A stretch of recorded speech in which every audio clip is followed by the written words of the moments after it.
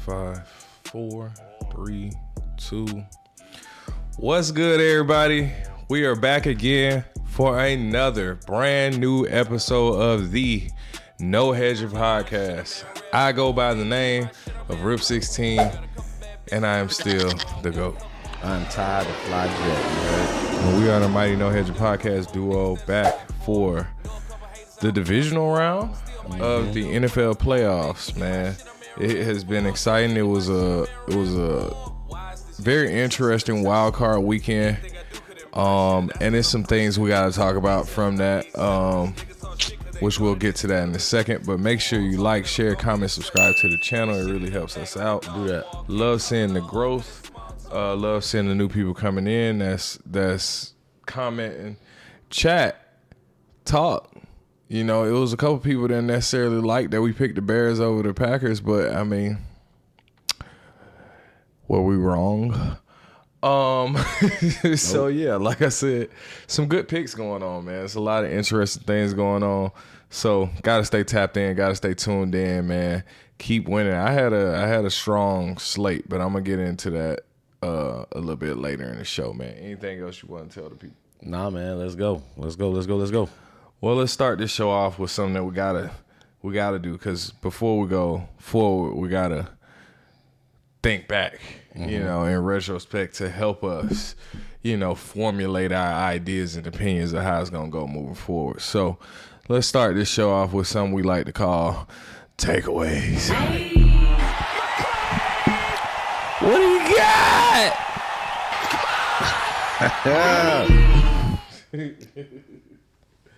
Nah, man. So during the wild card weekend, I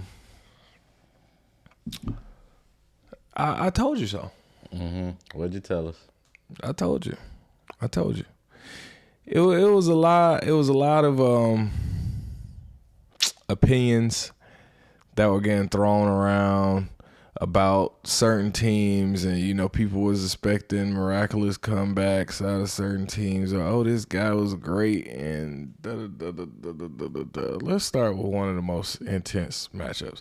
Actually, I think it was a lot of meat and potatoes at those 2 6-3 matchups on the NFC and the AFC side. With the respect that they've earned, let's start with the Eagles. Okay. They won the Super Bowl last year, so it was a lot of juice on them. They were the higher seed. 49ers banged up. As we know, they've been banged up for about 3 years. Yeah. So a lot of weight was on the Eagles and the expectations. I believe the point spread was like 5.5 at one point.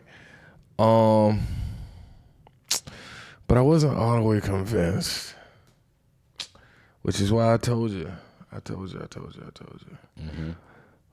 for the 49ers. That one ain't a dead giveaway. Now, admittedly, I kind of had more energy on the 49ers covering the spread than just winning the game. But I didn't have a lot of faith in the Eagles winning the game either. Just because of the simple fact of who have they been all season? A sputtering offense. And they should be, we expect way more out of that offense. I don't know what the Eagles do necessarily to retool that, to come back stronger. The defense, you know, was pretty good most of the time. They did give up a lot to the 49ers, though. They did give up Christian a lot. McCaffrey is a problem. Right. And even without Kittle, I mean, who's been in and out of the lineup a lot this season, which unfortunately isn't good for him. But fortunately for the 49ers, they're kind of used to it. Yeah. So what did you think about that game? It came down to what the Eagles been dealing with all season long. Them struggling on offense. Them getting the rhythm between Jalen Hurts and A.J. Brown. For whatever reason, it's just not there. Do you think AJ's out of there? 100%. 100%. They already got the OC up out of there. Part of the problem was the offensive coordinator. Another problem with this with the Eagles is you're going through so many offensive coordinators. You know what I'm saying? Like, there's no continuity with Jalen Hurts and the play caller. So it's like, okay, now another season with another offensive coordinator, another system that Jalen Hurts has to learn. So they have to get that right. They have to get that right, and apparently they haven't been able to do that. But, you know, there's a disconnect between A.J. Brown and Jalen Hurts for whatever reason. Obviously, you can see that Jalen Hurts throws A.J. the ball, he drops it a couple of times in crucial situations and scenarios. And it's not bad balls that Jalen Hurts threw to him, but A.J. just didn't reel it in. But it's that the 49ers, they came out, they did what they were supposed to do. Brock Purdy even turned the ball over 2 times, which was, you know, crazy. You think Philly, that just, you know, a testament to how good Philly's defense is, but defense don't really mean shit if your offense can't do anything and puts points on the board. You know what I'm saying? Right. So obviously, you know, my takeaway from that game was Philly showed who they were all season long, and it really just it bit them in the ass in the game that mattered most. Man. Yeah. Yeah. No, for sure. I mean, and I think on the other side, I agree with those sentiments about the 49ers and the Eagles, but the other, I told you so. I told you. Mm-hmm. Josh Allen came out there, put his cape on again. He did. And he went out there and beat the Jags. Now, to the Jags' credit, during the first half or the earlier portion of the game, they kind of held him in check very well. Jags had full control of that game for the most part, it seemed like. Well, I don't know about full. Now, they had some control over the game early on because of the simple fact of they had the run game sewed up. Mm-hmm. James Cook was not getting loose. No. Some of his best runs entailed about 6 yards, if that. So I saw them mention like his 2 best runs today have been 6 yards and such and such. So I mean, James Cook wasn't being Pro Bowl James Cook as we saw against that defense, just because the defense was playing very well. They was prepared for him. The best run defense in the league, and they showed that. Yeah, they did against the best run offense in the league. So that shows you right there who came to play. However, they couldn't contain Josh Allen. I mean, we had this argument going into it last week. They contained Josh Allen. It wasn't. The problem was there was 2 turnovers by Trevor Lawrence. Okay, 2 picks. And it wasn't like Josh Allen rushed and scrambled for 60 yards that game. No, that wasn't the problem. The problem was a breakdown in coverage. The secondary allowed big plays down the field at the end of the game that allowed Josh Allen and the Buffalo Bills to score that last go-ahead touchdown. But what I'm saying is this, right? Josh made plays and scrambling out of the pocket, extending the play. Even if he's not rushing and gaining yards, he still extended some plays. Like that play at the end to Brandon Cooks was incredible. He scrambled out of the pocket. He extended the play. He gave Cooks time to get open. He threw it off his back foot into a pocket. Like, plays like that was the difference in between what we talked about with Josh Allen being the best quarterback in the playoffs remaining. It was a lot of discussion about how good Trevor Lawrence has been playing over the past 2 months, but my concern is who that's nice in the regular season. But who is Trevor Lawrence going to be in the playoffs? And I'll say this. Even with that, I'm not mad at all at Trevor Lawrence's performance in the playoffs. He wasn't. I mean, well, because regardless of the turnovers that he threw, obviously the first one was a bad one, right? They were still able to recover and rebound from that because the defense was playing so well. But I mean, it's that other fourth ones. down, that 4th and short where his shin hit the ground first before he crossed the line to gain. If they get that first down, this game probably has a different complexion. They go up 2 scores. We can't go off of if. They miss a field goal before the half. That takes off basically 10 points right there off the board. And then obviously he throws that last interception at the end of the game where he's trying to push the ball down the field and you know, trying to get in field goal range. So, I mean, outside of that, they still had great opportunities to win the game. I'm not going to fault Trevor Lawrence for that. As a team, they made some mistakes. Defensively, like I said, at the end of the game, they gave up those big plays down the field for Josh Allen and crew to get in the end zone. So, I mean, I look at the game. I'm not mad if I'm Jacksonville. This is what I'll say though, right? I don't think Trevor Lawrence had a terrible game. That's not what I'm saying at all. He did make some costly mistakes.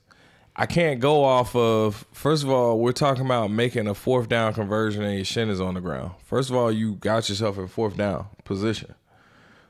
It was 4th and 1. So again, I can't necessarily put all that weight on. That's credit to the Buffalo Bills to make you to have to dive to try to get it.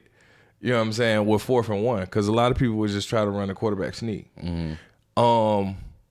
That's a question. Was that the right play call to try to make him roll out and run for it, or do you just game of sneak inches, man? It was literally an inch. You know what I'm saying? So that's why I can't go off of that. You know, and they did. It was even questionable for them to even get that field goal attempt because it looked like he didn't get the ball off in time.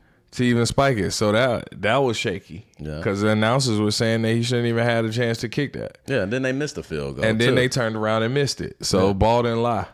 So I look at it like I can't necessarily, that's one side of it. But at the same time, Josh Allen didn't throw any interceptions. And he was playing from behind and he didn't have much run support throughout the whole game and didn't throw any interceptions. Yeah. That's the shit that people do in the playoffs that win.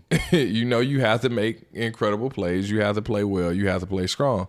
And I think it was just a question of whether or not a great quarterback can go against a great defense. Which side is going to win? And the great quarterback won this time. Yeah. You know what I'm saying? And I think that makes them formidable and scary moving forward as one of the stronger 6 seeds. Now, another game that was semi-interesting, but it kind of went as expected, was the Texans versus the Steelers, right? At a certain point, the Texans defense just took off. Oh my gosh, it's too much. It was way too much. They scored 2 touchdowns. And that was my thing from the jump. CJ Stroud turns the ball over 3 times in that game. A fumble, 2 picks, bad ones, terrible. Yeah. You would think dude lose the game for that, but having a great defense saved them. This is an instance where the great defense is outweighing the damn offense. You know what I'm saying? That defense is so good, right? That they're able to produce points damn near at the same rate as the offense in certain games. Seriously. So because the offense cannot put points on the board. If the offense ain't putting points on the board, but your defense is getting you 14, well, shit. I mean, you pair that with a kick or 2, that's 20 points. So I think they literally got 17 points from kicks and defense. So to me, the Texans, that defense has just been playing at a level that's so high. I just didn't feel like Aaron Rodgers was going to be able to pull off enough and maneuver enough to be able to get around that defense. Yeah, and it was sure too enough, much. he didn't. It was just too way much. too much. The thing with Houston's defense, man, they don't have to blitz. No, they don't have to blitz. No. They rush forward. No, they rush forward. They do these little stunts, the and they get to the quarterback. Man, you got those 2 edge rushers and the guys up front in the middle, pushing the pocket in the middle. Pocket literally collapse. To'o is causing the problem. Daniil Hunter is causing the problem, and Will Anderson is causing the problem. And then, you know, you spend so much time concentrating on those 3, and then the other one on the line probably hit you. Oh, so unsung hero, Petrie, dog. Petrie is a beast in that slot corner. Yeah. He comes up, he makes plays, he hits, he's covering, all over the field. Finds his way to get his hand on the football. So, I mean, to me, that defense is just constructed beautifully and makes them a huge problem, which is why I defense was like, travels on the road. They went into Pittsburgh and dominated. And that was the other thing. People were talking about, well, it's cold. I don't know how Houston play. Defense does travel. Yeah, all right. They travel. Now, quarterbacks, offense, wide receivers trying to do certain shit in the cold, running backs, that might be an effect, but that damn defense. Yeah, and then another thing that helped Houston out too was they established the run game too, like more than they previously did. Like they were able to run the ball on Pittsburgh a little bit. They get 6-7 yard runs and stuff like that. But CJ just didn't play good at all. He played terribly. Now I do think he got to clean that shit up. Exactly. He got to clean that up because their next opponent gonna be better than what they had to face with the Steelers. So let's be clear about that. It ain't no damn. Yeah, they rushed for 164 yards, bro. They ran the ball very, very well. 10 of 15 on third down. And that's kind of what we talked about in that shadow match. We was talking about how good Gainwell was, but I was like, I feel like some of the same attributes you can get out of the running backs out of Houston's backfield too. So, I mean, I think overall they played a great game. Now their next opponent, they're going to have to tighten the fuck up. Mm-hmm. Especially on offense in particular. The defense has to continue doing what they do, but CJ got to protect the ball, man. Put some points over the board. Another thing too, and Woody Marks got to keep going crazy. The boy had 112. But Nico Collins got banged up with a concussion too, so that's something to look out for next week to see if he plays. Because that concussion was bad. Yeah, well, my assumption is if you got a concussion, then you're gonna miss a week. You're gonna miss a week, at least, yeah. So that's my assumption. The only thing I will say though is when the Texans have been scoring on offense, Nico is a part of it, and I do think that number one receiver is always going to be a decoy, even if they aren't having a big ass game. But they've been able to effectively move the ball with some of those other wide receivers as well. Yeah. So I can't necessarily just say, because I mean in that game, Christian Kirk had 144 yards. Kirk went nuts. So I mean, I think that was a career high for him. I mean, it had to be. I can't remember him playing. I can't remember him having a game like that. So I mean, and that's not even getting Xavier Hutchinson and Higgins. Well, Higgins had 3 catches, but that's not even getting Xavier Hutchinson and Dalton Schultz heavily involved in the pass game, nor Woody Marks. So to me, I think they still, are in decent shape even if Nico is out.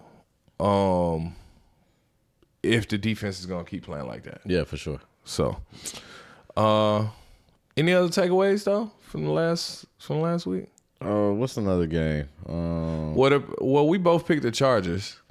That was actually my one wrong pick from the playoff bracket. I picked every other winner in this bracket so far, except for the Chargers. The Chargers versus the Patriots. Unfortunately, Justin Herbert just can't stop getting hit. It was. I was looking at that game, looking at the TV, and I turned into Felicia Rashad. It was like, oh my God!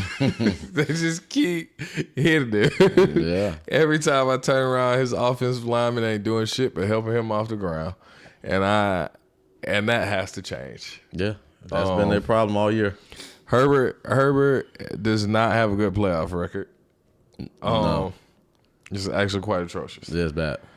But this year in particular, I cannot say that was his fault. Do we give him a pass because of the offensive line not good? Yes. Okay. Absolutely. So he get a pass his first year in the playoffs because what? He didn't have first time in the playoffs. We give him that pass. Well, he hadn't had an O-line in multiple seasons though, because he was doing all that running last year because no protection except for when Joe Alt was in the game. Yeah. When Joe Alt is in the game, he has a lot better protection. When Joe Alt missed some games last season, he was taking off running again. This season, Joe Alt missed most of the season due to his season-ending injury. And I think he was a little bit banged up before the season-ending injury also. And then they missed another offensive lineman, I think Slater. So it's he has no time to pass, for real. Like some of those plays, the pocket is collapsing so fast that there's no way the wide receiver can get open that fast. Like, it's just no way. Yeah, it was bad. So, I mean, and then Omarion Hampton wasn't well. He was out again. No, he hurt, yeah. He was hurt again. So they was stuck with Vidal by himself. And you really can't get any run protection either, like to open up the holes that much. So they didn't generate much off a run. They didn't have that much time to pass. Herbert rushed a lot that game and still got hit a lot that game. So, I mean, but with Justin Herbert being your quarterback, I don't necessarily think the formula or the recipe is to have him rushing for 70 yards. That's not what we want Herbert to be out there doing necessarily. Like, he should be able to have protection and get his guys open. It should be enough personnel for him to pass to. So, I mean, that was just ugly. At the end of the day, credit to the Patriots. I didn't necessarily think they would beat up the offensive line that bad as they did, especially in that second half in particular, but they were all over them. All over them. So yeah, they ran the ball for 160-some yards, too. Yeah. 146 yards. But I think some of that is just the defense getting tired. I mean, the time of possession, I didn't even look at the time of possession, but I would imagine the Patriots dominated the time of possession. Yeah. If they didn't, it was because they scored faster. That was it. But any other takeaways from Wild Card Weekend? I mean, the Bears-Packers, man. Caleb Williams did it again, the magician. Packers had a 20-something point lead in the fourth quarter. They like to come back, man. They bear down. 18-point lead in the fourth quarter. The Bears scored 25 points or something in the fourth. Yeah, I had people texting my line talking about they cooked, they over it. I was like, oh my God, it was too soon. It was too soon. You gotta wait. They scored. They was up in the first half. I said, it's only the first half. And sure enough, they came back and cooked. It's a prime example of these teams being who they were all season long. The Bears been doing that all year. They've been in tight games, and then in the fourth quarter, take off. Caleb Williams does something phenomenal, makes a crazy throw, gets a completion, puts them back in position to win the game. And he did that on 4th and 10, I think it was, or whatever down it was. It was 4th down. But it had to be at least 10 yards. He scrambles and he scrambles to the left, throws a crazy pass to, I think it was Luther Burden? Burden, or either, I think it was Burden or Odunze. One of those two. I think it was Burden. But he throws a crazy pass down the field right in the breadbasket. Like, crazy, getting pressured, crazy throw. And that put them in position to win and beat the Packers once again. I mean, that's why they drafted him. Yeah, that's what they wanted him to do when they got him from USC. That's what they were expecting, and he's been doing that to his credit. Yeah, he put the team on his back. When it comes down to those moments, he carries that team. Yeah, and he was getting hit. He was getting hit a little bit too, which wasn't necessarily expected, but he kept getting up. So like he kept getting up and he kept making crazy plays happen and converting on these long downs, and you know, when they needed him, like you said, he came through in the clutch. That team has been one of the most clutch teams in the whole NFL as far as the comebacks throughout the whole season. I don't always want you coming and playing from behind though. No. Because that's also a recipe for an issue. But to their credit, they know how to make plays happen and impact plays in key moments. So, yeah, that game went. That was probably the craziest game all weekend. Yeah, as far as the comebacks go, for sure. For sure. And what you got to say about the 49ers and the Rams? Rams in Carolina? Yeah. Carolina had their first playoff game, but I think the Rams came back and Carolina did kind of what I expected them to do, because they like to come back from behind and play and be competitive and shit too. But I just felt like the Rams were going to have too much firepower at full health for the Carolina Panthers to be able to rock with them. And basically that's what happened when it came down to that last inning stretch of the game. But credit to the Carolina Panthers. They did compete. They did fight. First home playoff game in Lord knows how long. But to their credit, they made it competitive, but beating the Rams twice was going to be a tall task for any team, especially when the Rams are healthy. So it went how I thought it was going to go, honestly, because we both had them covering. Yeah, that was too many points. It was way too many points. Yeah, Carolina is a competitive team, so they were going to be competitive. And the Rams, they just had too much. Puka went crazy, per usual. 100 yards receiving, 10 catches. Devontae Adams made an impact. They were full strength aside of Blake Corum, but they were still able to run the ball a little bit. Matt Stafford did what Matt Stafford do. Boy said, let's snatch their hearts on that last drive. Oh, my God. That's what Devontae Adams said. He told them. That's what they did. So, I mean, credit to them. I do want that defense to tighten up, though. Yeah, it has to. That defense got to tighten up, It has to. Because y'all giving up way too many points. Bryce looked good, though. I ain't going to lie. He wasn't bad in his first playoff appearance. No. He wasn't bad. I give Bryce Young a lot of credit. He showed hella improvements over this past year. They're going to end up giving him a little contract. They got to. They're going to give him a little contract. He got you to the playoffs for your first time in Lord knows how long, and he had a competitive-ass game. 10-plus years. I mean, he earned his money. If you ask me, pay the man. Yeah. But let's move forward though, because we're going into the division round of the playoffs. So folks still need to understand what's about to happen in these next 4 games. So let's go ahead and get into playoff brackets. Yes, sir. Some teams that might move forward. We had some progression, and we got to talk about what we're going to see this weekend.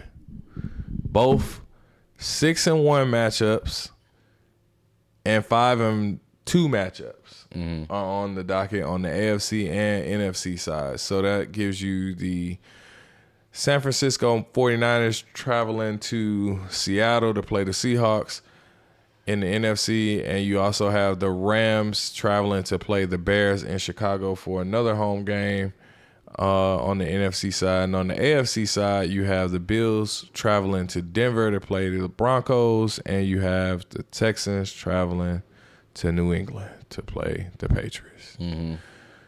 Very interesting matchups. All right, man. So let's start with the first one on the slate, man. Let's go ahead and just run it just like that. Saturday is 2 games. Sunday is 2 games. Keeping the schedule real nice, simple. First game is the Buffalo Bills versus the Denver Broncos. Similar situation as it was for the Bills last week playing the Jags. You're going up against a very strong defense. And Josh Allen is the better of the 2 quarterbacks. Now, the difference is Bo Nix hadn't been as hot as Trevor Lawrence has been. No. Which is why, this is such an interesting matchup. But, that Denver Broncos defense has been top 3 all sacks. season. Yeah. Leading the league in sacks. Leading the league in sacks. Generates a lot of pressure. Hella Pro Bowlers on defense. So it's not going to be a runaway for the Bills at all. And that's why the Denver Broncos are actually the favorite in this game. But what are your thoughts? I think if Buffalo can get the run game going, I think they end up pulling this game out. So if they can really get James Cook rolling against this Denver Broncos defense to not put them in so many situations for Josh Allen to pass the ball. Yeah. Because the Denver Broncos secondary is good. You got Patrick Surtain on the outside, locking down Shakir or whoever the fuck is out there, because, they really don't have a long list of guys that you can really trust out there. Shakir is good when you're talking about little in-breaking routes in the slot, little quick screen passes and stuff like that. But deep shots down the field, they don't have that. I guess they showed a little bit of that with Brandon Cooks. Cooks and Keon Coleman had another deep play too. Yeah, bringing them in, but Keon Coleman is not as consistent as far as production go. Brandon Cooks is definitely a good acquisition there because he's a 10+ year vet. So he's been in the league a while. Still got some speed. Still got the speed. Still makes plays. No matter what team he's on, he makes plays. So But I think it all boils down to Buffalo running the football very well. As far as, Buffalo's defense and corralling Bo Nix, I think they do that. I think Bo Nix is his first playoff game, so there might be some little jitters there. Bo Nix hasn't been. Did they go? Yeah, this is the first playoff. They made the playoffs last year. He did. I thought so. They got put out. Well, it might happen. It's gonna happen again. So I forgot. That's how underwhelming his performance was in the playoffs, because I don't even remember him being in there. But nevertheless, yeah, they did go to the playoffs last year. You're right. But yeah, so I like Buffalo to win this game, man. I think, like I said, if they get the ball rolling with the run game, they'll be able to make some shit happen. Okay. Yeah, I would definitely like to see a much better rushing attack so that you don't have to force Josh Allen to put on his cape all game. Mm-hmm. I felt like second half in that Jags game, it was all Josh Allen. Yeah, he took a beating, man. He did take a beating. He jammed his hand up. He got his leg twisted up. Yeah, they was on it. Oh, my God. He was a warrior out there, and he was getting beat to hell. But he kept fighting. Yeah. Even when they was talking about, I don't know if that was just a little NFL narrative to try and add some juice on the story. They keep talking about his hand. It's like, I felt like it's a little zip off of the pass. Oh, yeah. I'm like, I mean, is it right? But he did take some hits though, and he kept fighting and making plays. So I think if you can temper that a little bit and just let the run game flourish a little bit more, so I need more production out of James Cook to really lock this in. But I'm definitely with you on your sentiments about the Bills versus the Broncos in that game. Yeah. The next one on the slate, Saturday night, you have the San Francisco 49ers versus the Seattle Seahawks in another face-off of division matchups. Third time's the charm. We're going to see who's who. Best division in football. Yeah, definitely best division in football. The NFC has 3 teams out of the 4 teams left all from that same NFC West division. So I can easily and definitively say that they had the best division in football this season. Mm-hmm. I think in this particular matchup is interesting because of that, the fact that they've played each other twice already in division foes. Mm-hmm. Now, obviously, we've been talking about the 49ers been banged up. They lost Kittle for the remainder of the season. They just played Seattle 2 weeks ago. Right, and Seattle beat them a couple weeks ago. But it was very low scoring. Yep. It's a very low scoring game, which makes this matchup so interesting. I think the 49ers are kind of pissed that they only put up 3 points in that game. I would hope that you pissed that you only put up 3 fucking points in the division game. So I expect a little bit more out of them this game, but Seattle is coming off a week of rest also. Having a little bit of extra rest to prep and prepare for this game definitely goes in their favor in a division matchup. But I don't know, man. The 49ers just scrappy. They very scrappy. I wouldn't be surprised. I wouldn't be surprised if they pull out a win. Really? Yeah, because now, I mean, even though George Kittle got injured again, they didn't have him in the game they played previously, the most recent game that they played, nor did they have Trent Williams. Trent Williams is going to be back playing. So I think that helps them with the run game because they couldn't run the ball against the Seahawks last time they played. Yeah. That was the problem. So if the 49ers can run the ball with Christian McCaffrey, I think that helps them. But, I mean, I think even without Kittle, I think it's still a problem for them. I think they need Kittle. I think they will need Kittle to beat Seattle.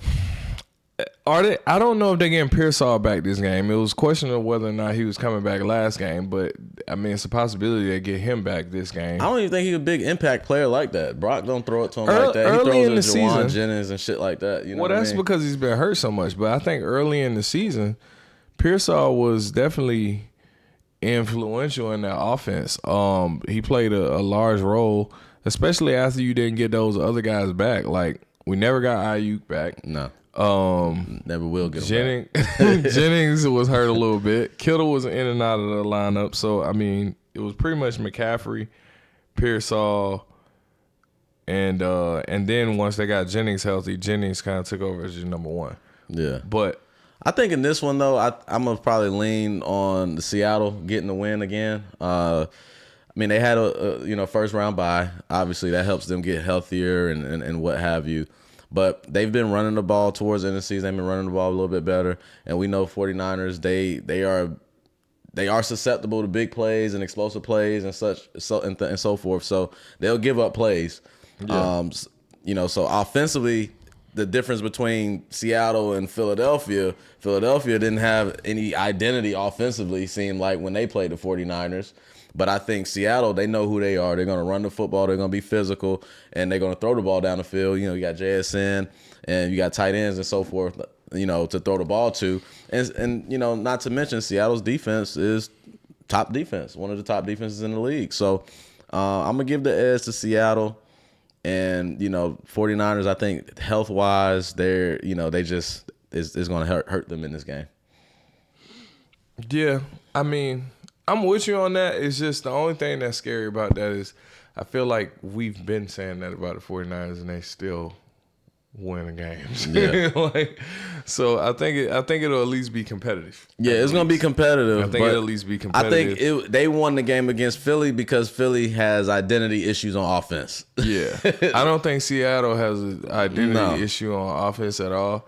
And I actually think they've been improving their offense throughout the season. So, that's the thing. But I think the part that goes in their favor is they played them twice already. Mm-hmm.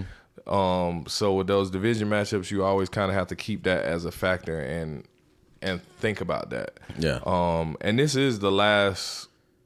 Well, no, it's not, because it's a potential for another division matchup depending on how it shakes out. Yeah. So, very interesting path they gotta take. But that could be helpful and harmful at the same time. Just because you do have a little bit extra game plan. Now the next game on the slate, the next two games are teams that have not faced off this season at all. Mm-hmm. So we have the Houston Texans versus the New England Patriots on the first Sunday game. This game is played at an odd ass time. It's at 3:00. 3. That's weird. Yeah, it's weird. Weird timing. At least according to this, I gotta double check on.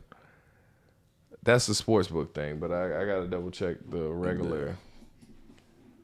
But if I'm not mistaken, no, it's just 3 p.m. It's just weird.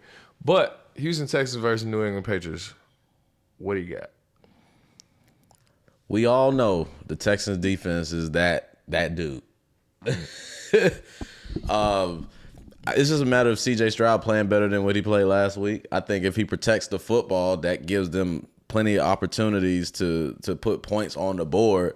They just got to get that run game going. Like I said, they did well running the football against the Pittsburgh Steelers a little bit. So if they lean on that a little bit more, they can be able to. And I think C.J. needs to use his legs more too. Like, he took some sacks that I was questioning. Like, should he have taken that sack? Should he have made that throw that turned the ball over? Like, just scramble a little bit. You know what I mean? Or throw the ball away. So I felt like he took some unnecessary sacks that led him into unnecessary decisions because he had time to throw the ball, but he just couldn't find anybody open down the field, which ultimately made him make some crazy decisions. So if they run the ball well, CJ protects the football, they play that top-notch defense that they usually play, I think they have an opportunity to come out on top on the road. The defense travels. We talked about that. Run game travels. We talked about that. And I don't think Drake May has seen a defense like this all year. So this could have an impact on Drake May. On the flip side of that, Drake May is a phenomenal quarterback. He can throw the ball. He can run the ball. He's faster than what people think. He's big. And the Patriots defense is pretty solid within his own right as well. So I think Houston's offense versus the Patriots defense might be a little struggle there. That's where the Patriots could probably win that battle, but I think Houston's defense versus the Patriots offense, that's where Houston wins that battle. So it's gonna be an interesting game. I think if CJ Stroud cleans up the turnovers, they got a chance to win the game convincingly. Well, I think the other interesting part of that is if my focus and attention is heavy on the defenses. I think if the Patriots can generate some similar pressure to how they did on the Chargers, now I don't think the pressure will be as strong as it was on the Chargers, just because of the simple fact of the Texans' offensive line is just not that bad. Matter of fact, I don't think anybody's offensive line is that bad. Mm-hmm. But if Vrabel can, mix up some coverages, kind of confuse CJ a little bit about what he's seeing, generate some pressure on his blind side, he does have a tendency to hold the ball too long. Mm-hmm. So that gives you the opportunity on defense to get a sack, make a couple plays. If you can disguise some coverages or something to confuse him and throw him off, especially if Nico isn't out there, he doesn't necessarily have that security blanket. Mm-hmm. I think Dalton Schultz becomes the security blanket, especially underneath, so you have to watch that. But and on the flip side, I think if the Houston Texans can contain Drake May, because he's been known to take off. Yeah. So if you can contain Drake May, I think you can do a decent job with your corners that you have of, making sure that those wide receivers don't really get loose. Because, Stephon Diggs, I don't know if Mac Hollins is playing. Kayshon Boutte had a great game last time. Pop Douglas. Yeah. But I it's not like, you just have some crazy monsters, that are just uncontainable. I think their cornerbacks are good enough to be able to kind of keep them in a decent check. So I think after that, it's just you just have to stop Drake May from extended plays. So if they can generate that pressure as they do so well, especially if they don't have to blitz extra guys to do so, if they can just do it with their 4-man rush, this game can get ugly. Yeah. It can get ugly. But I don't necessarily think it will. I just think it can. So they just have to be mindful of that on both sides. I think this game boils down to defense. Because as we saw, CJ Stroud and that Texans team can win a game by a big margin even if CJ isn't having a good day. Yeah. So, yeah, that's what I'm expecting out of that. Next game on that slate, we have the Los Angeles Rams for the last game at 6:30 p.m. LA, baby. Big LA guy here. Yeah. Versus the Chicago Bears. Now, Bears got another home game. Rams on the road again. Two good coaches, man. Ben Johnson has been doing a great job this season. In fact, you can make the argument that every coach left has been great, which is why they've gotten to this point. Yeah. But that McVay coaching tree is known to be legendary. Mm-hmm. And Ben Johnson was known to be a legendary offensive coordinator and doing a great job in his first season as the head coach. So this game is going to be very interesting. A lot of offensive firepower, a lot of offensive weapons. Yeah. Stafford just being a monster in the pocket. Caleb Williams being a monster outside of the pocket. Mm-hmm. A lot of young wide receivers versus veteran wide receivers, but Puka Nacua has just been unstoppable, man. Puka Nacua has just been Puka Nacua. Yeah. And Devontae Adams is known for having a legendary wide receiver route tree. So it's a lot of weapons and firepower. Puka, after he scored a touchdown against Carolina, that motherfucker broke a couple tackles, got in the end zone. They got on sideline. I lift weights, motherfucker. I lift weights. And we can tell. I lift weights, motherfucker. And we can tell. Because they use him on run plays. They use him in pass game. Yeah, he's a monster. He's big, man. Solid. So, obviously, I think you're going Rams here. I'm going Rams, man. I just think they got a better run game that they can put together a better run game against the Chicago Bears defense? I don't know now. I think they can put together a better run game. I am concerned about the Rams defense stopping the run, though. The Rams defense has been a concern. The Rams defense has been a concern over the latter part of the season. They gave up 30-something points to Carolina, so that is a question mark. Swift and Monunga put up some monster rushing games this season. We're talking 150s and whatnot. They have. So this is going to be a close game, honestly, man. I think this is all going to boil down to who protects the football, man. If Caleb Williams can protect the football, I don't see another miraculous comeback at the end of this game. But who knows? It's just too many. It's like one of those things like your luck does run out. So, well, that could be said about both sides, though, right? Because the Rams had some games where they done gave up some damn leads. So, and then also, I don't know. Green Bay went crazy on the Bears defense, man. They were throwing that shit all over the field, and I think the Rams can do that too. And I think if the Rams get a lead like that, an 18-point lead in the fourth quarter, I don't think they'll blow it like that. They did against Seattle, even though it was some fluky shit. Yeah, Carolina came back and beat them in that first game and damn near tried to do it again. True. So all I'm saying is this shit is not a foregone conclusion. Yeah. And this is not the team that you want trying to come back on you because they'll do it. Yeah. So that's true. And quiet as kept, they're going to play in Chicago, so we have to consider weather. Mm-hmm.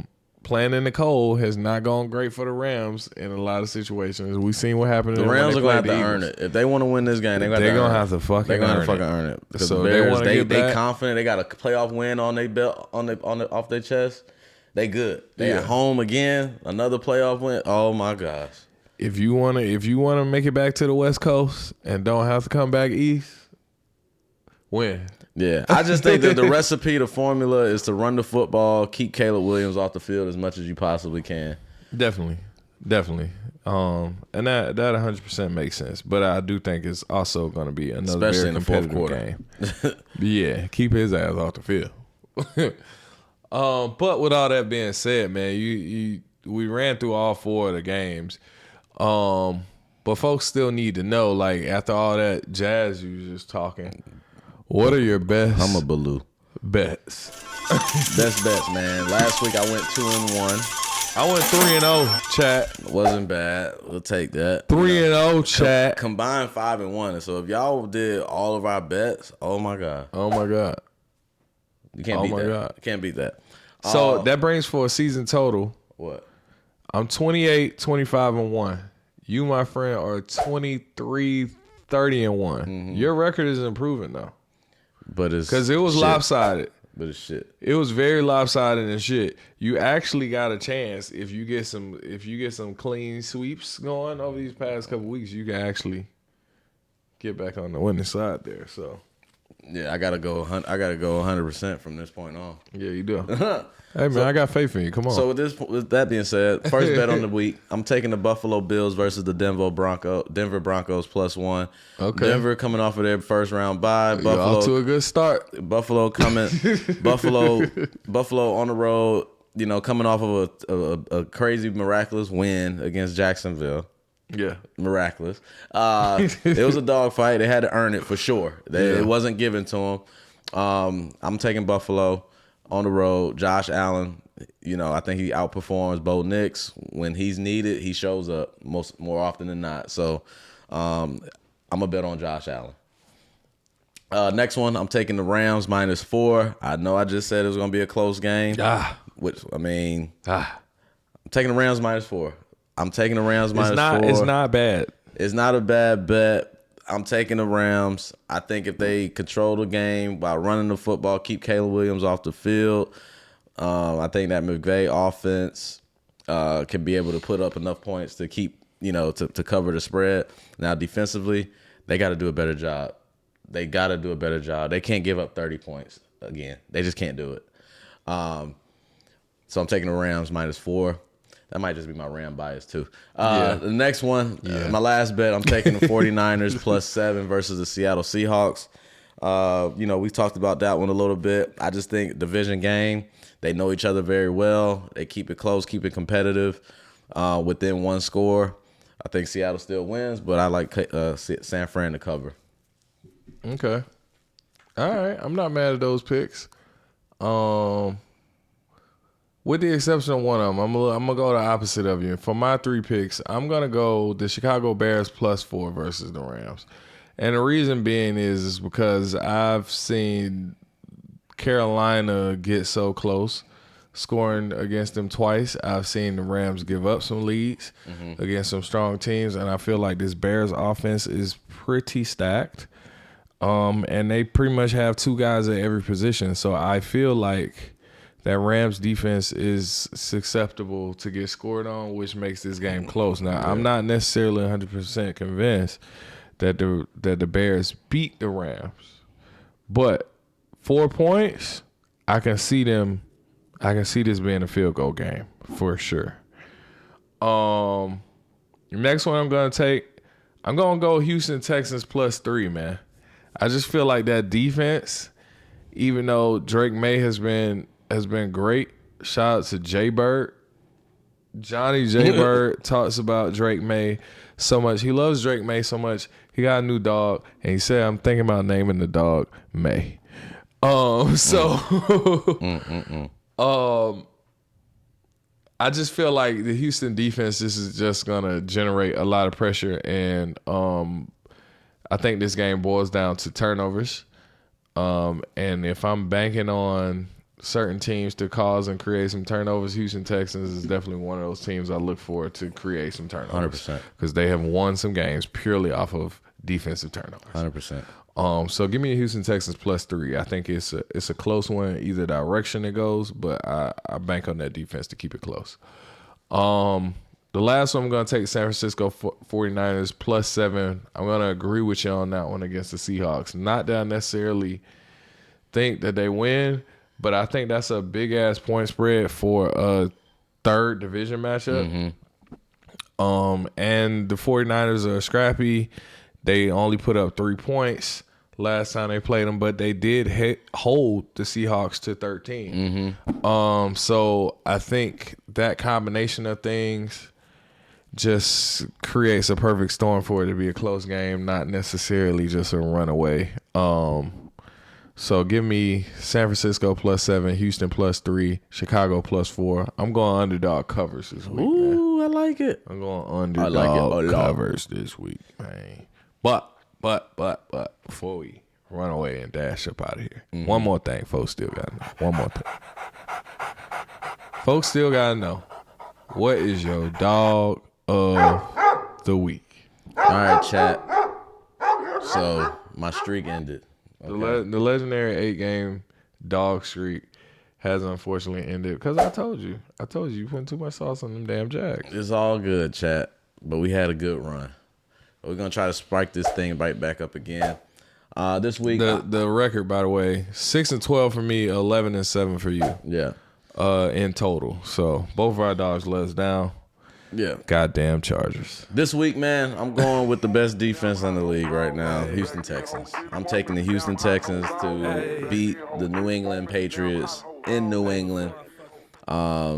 Defense travels, as he says. Enough said. Don't need to say no more about it. You know what it is. Houston is the dog of the week because they ain't got nothing but dogs on that defense. They got a lot of dogs on that defense for sure. For sure. Every level, multiple positions. Will Anderson Toto is like one of my favorite unsung heroes out there. But like Will Anderson is probably one of my favorite defensive players right now. He's a monster. Yeah. And he's from Atlanta, so I mean, it's always some love there. What's the name from Atlanta too? The edge rusher, the other side. 55. Danielle Hunter, yeah. Oh, that's what's up. Mm-hmm. That's why the defense is so damn good. But the team I'm gonna go with as my dog, Josh Allen. Give me the Bills. Bills Mafia, what it do, baby? Mm-hmm. I just feel like if we comparing quarterbacks, Josh Allen and Bo Nix is not a competition. And Josh Allen showed me playing against that Jags defense that even against a tough opponent, even though I'm getting hit, even though I'm getting banged up, I'm still going to come out here and I'm going to make plays. I'm not going to be frazzled. I'm going to keep on putting on this damn cape if I got to. And I think if James Cook just gives a little bit more help in the run game so that he doesn't have to drop back and pass so many times in the game, I think that's even better. And that way you keep the ball away from Pat Surtain. If you float it up there in the air too long, he's going to come get it. So I think if you can balance that out with some run support, I definitely think the Buffalo Bills got a great chance at overcoming that Broncos defense.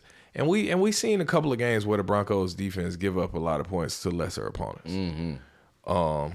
That Washington game, the Giants, the Washington Commanders, those games piss me off. Mm-hmm. Because why are y'all giving up that many points? And if Josh Allen can score some points, we do know that. So give me the Bills, man. Bills Mafia. Let's jump through some tables and make it win. Let's make a win happen, baby. But that's all we got. Yeah, all picks, all plays, all underdog bets are sponsored by Onyx Odds.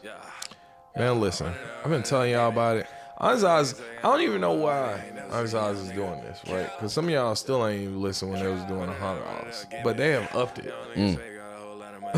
Right? They have upped it. It's now $200 in free bets. For a $10 deposit. For one deposit. $200 worth of bets. Mm-hmm. Like, all you gotta do is click that link.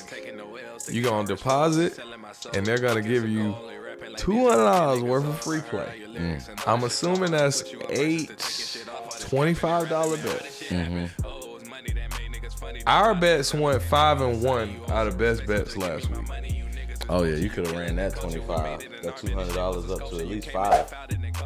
So even if you're doing straight bet, Brett, you can run it up. Yeah, you can run that up to about. Listen, but the same game parlay bonuses, what they've been throwing in every weekend, have been good also. So you can make some money off of your $10 with a same game parlay boost. It might give you 30%. I think it was like 60% last weekend. It's crazy percent bonuses. So Onyx Odds, man. I know everybody is, married to they other books and whatnot, but I mean, money talks. Give it a go. Give it a go. Give it a try. Tap in. It's the playoffs. Only a few games left. What do you got to lose? If you got $200 worth of bets, that might be able to sustain you all the way throughout the playoffs, especially if you win. So, I mean, click the link, chat. But anything else you got to say to the people? Y'all know the slogan. Parlays. Making money line plays. Make money on. May all these bets continue to pay. Make them pay. Because I need that money today. Yeah, man. So we're gonna be back for the championship round. AFC, NFC championship round. It's coming next week. Play some future bets real quick before the people, man. Who you got for your future bet? Super Bowl. Rams, Bills. I like that. Rams, Bills. I like that. I ain't mad at that. That might, and they got something like that in the sportsbook for the futures bet as an exact matchup. I think it was plus 750. Rams, Bills. Plus 750 if you pick that exact matchup. I might have to plug that in, chat. But we're gonna see y'all on the next one, man. Peace out. There, guys.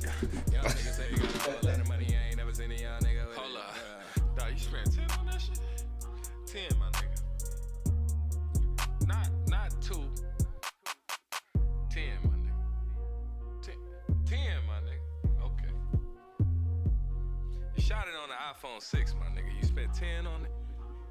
10.